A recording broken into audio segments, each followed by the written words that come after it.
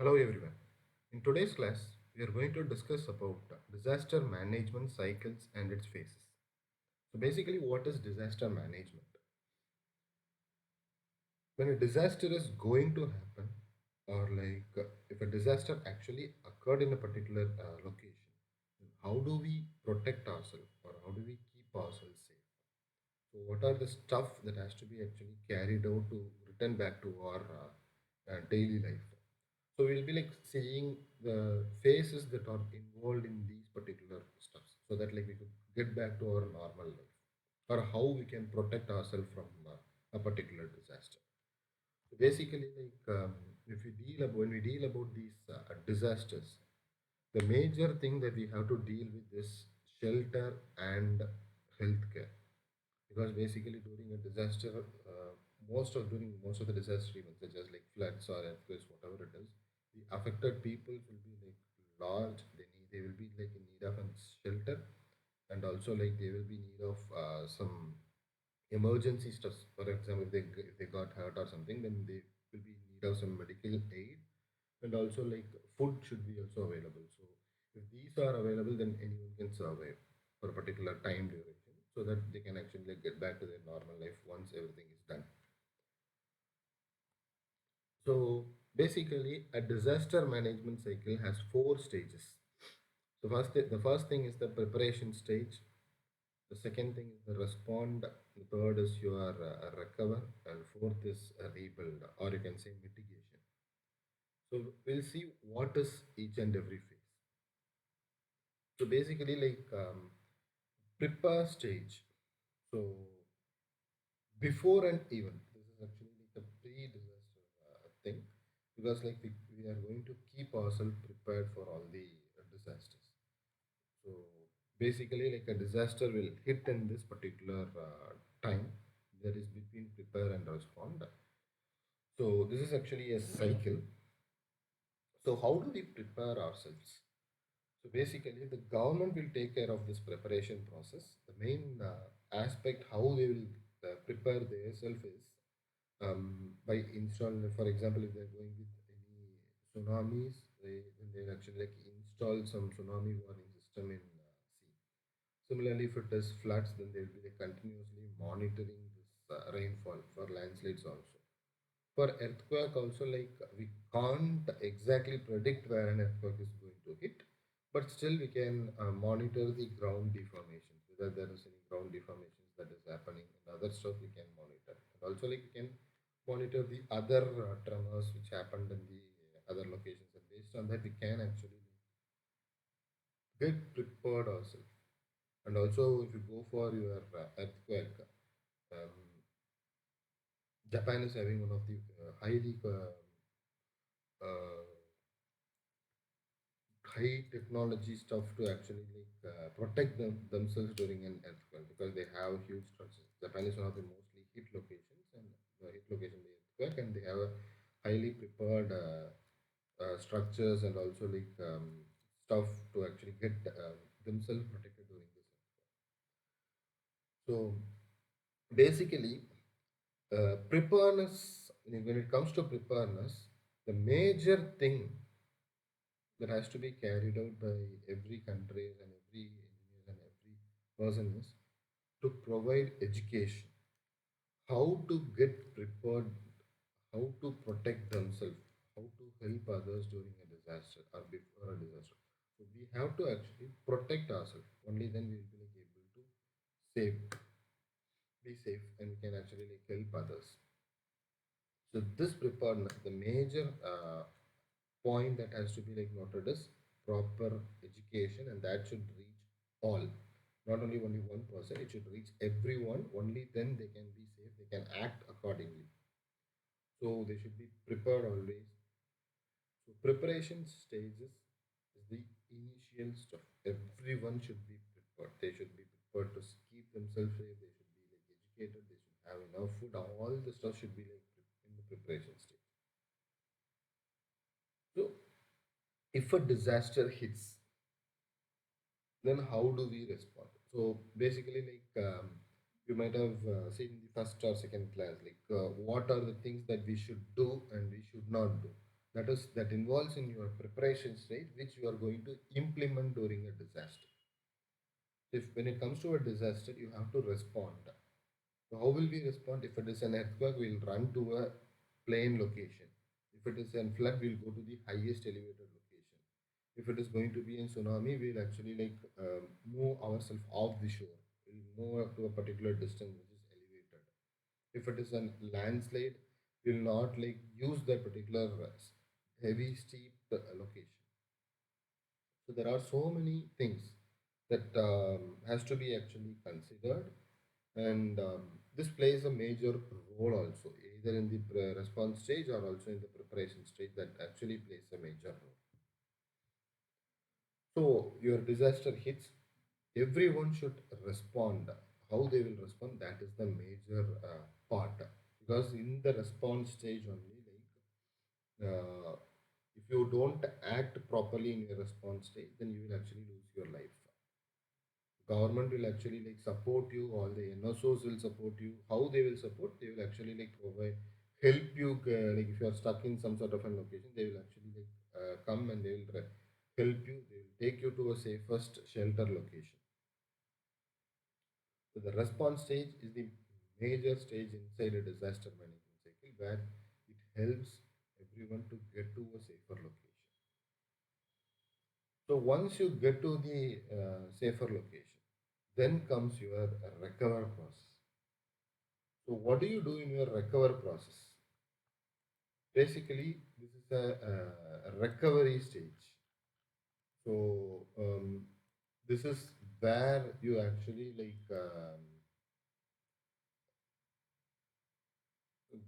start restoring to your normal life.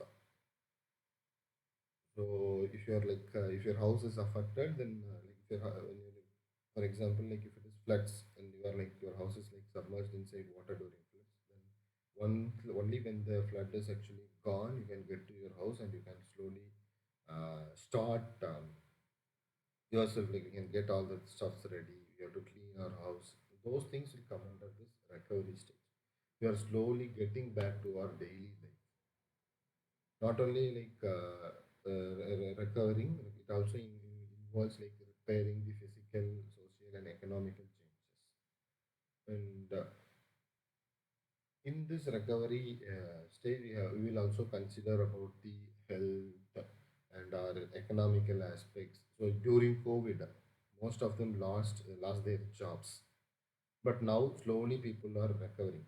They're finding some job options, and they're slowly starting to get back on their feet. So that comes under your recovery stage.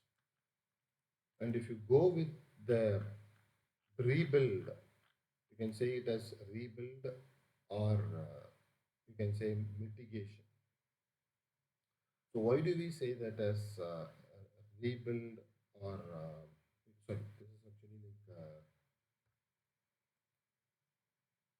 yes, your rebuild, or you can say that as mitigation. The reason why you say this as rebuild or mitigation is you slowly start to prepare yourself against a disaster. So how do you prepare yourself? So you, if in case if you are hit by a flood, then you slowly start constructing like one or two floors, or maybe like you'll elevate the house stuff, house height. If it is an earthquake where your building is lost, then you have to reconstruct it. Similarly, like you have to do some response. So, if there is a landslide, or if there is some other thing, then what you will do is like you will go and you will actually remove all the stuffs, and you will construct certain retaining walls. Similarly,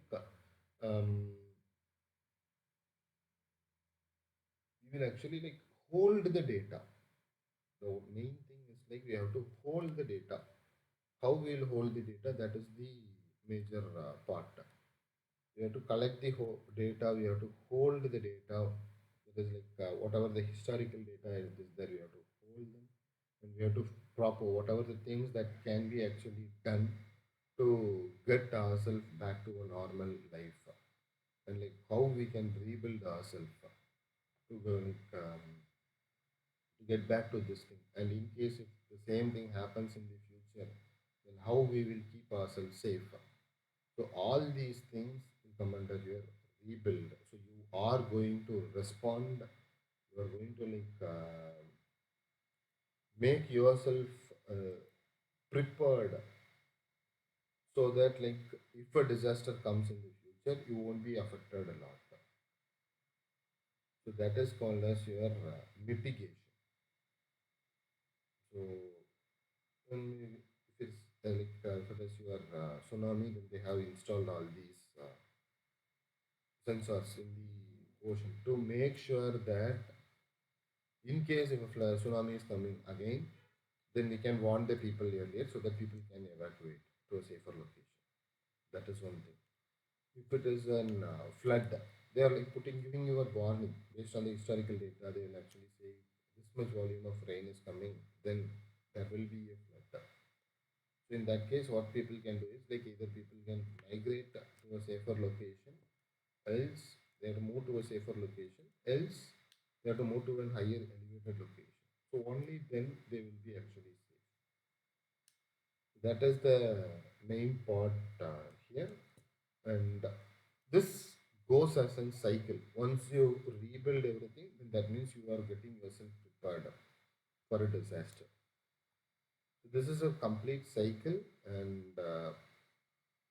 this kind of involves the cycle repeats again and again. The reason is because we'll be prepared for a disaster in a particular location, but it might hit some other location. So in that case, again we'll go on to be prepared in that particular. So similarly, this is a particular cycle.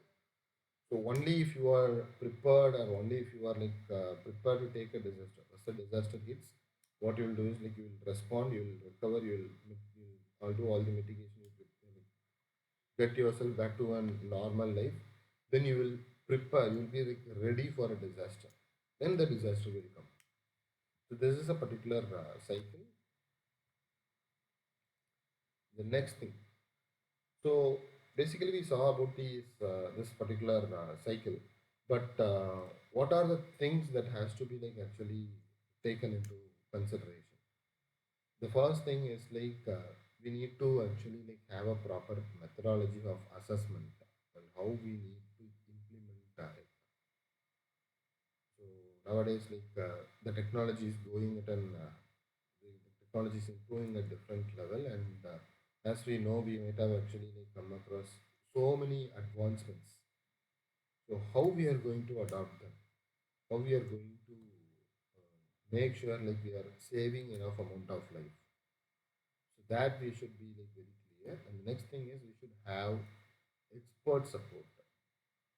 So there should be an either during a disaster or before a disaster, or any response stages, or during any four stages, we should get support, or we should get advice from an expert.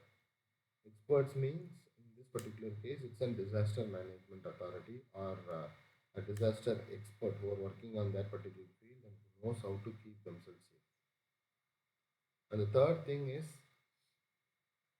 we should actually have a proper continuity. Continuity means basically we have certain amount of data sets.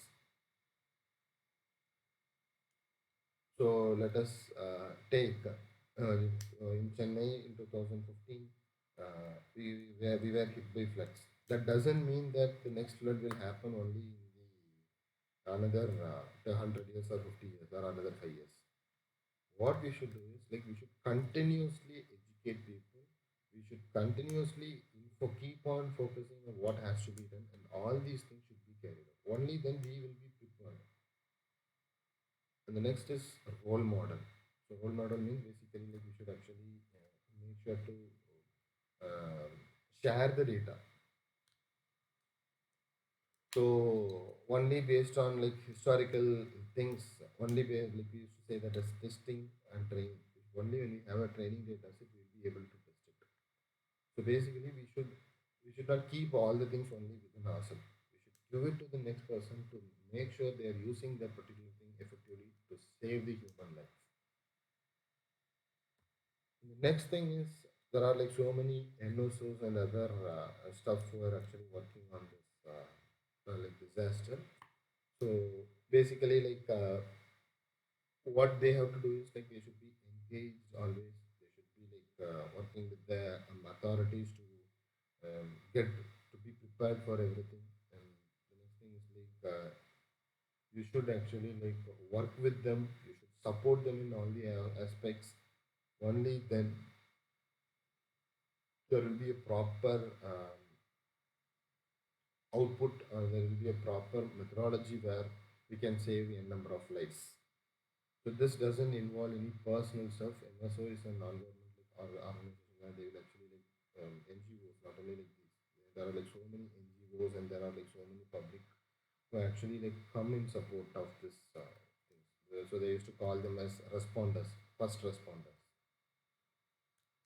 So basically, like it is not only the government who take the initiative, but also the public. They also should take some initiatives to save the people.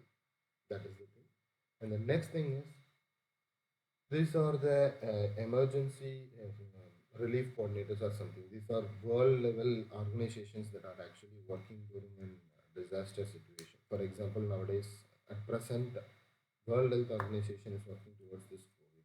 The main reason is because it is health related. If it is logistic related, then they will go with WFP. Nutrition related, UNICEF. So food related means then the FAO will come into picture. So all these organizations are working towards the um, emergency relief of during once a disaster is hit, they'll actually like, come into picture. And nowadays, combining with this, we have our information management.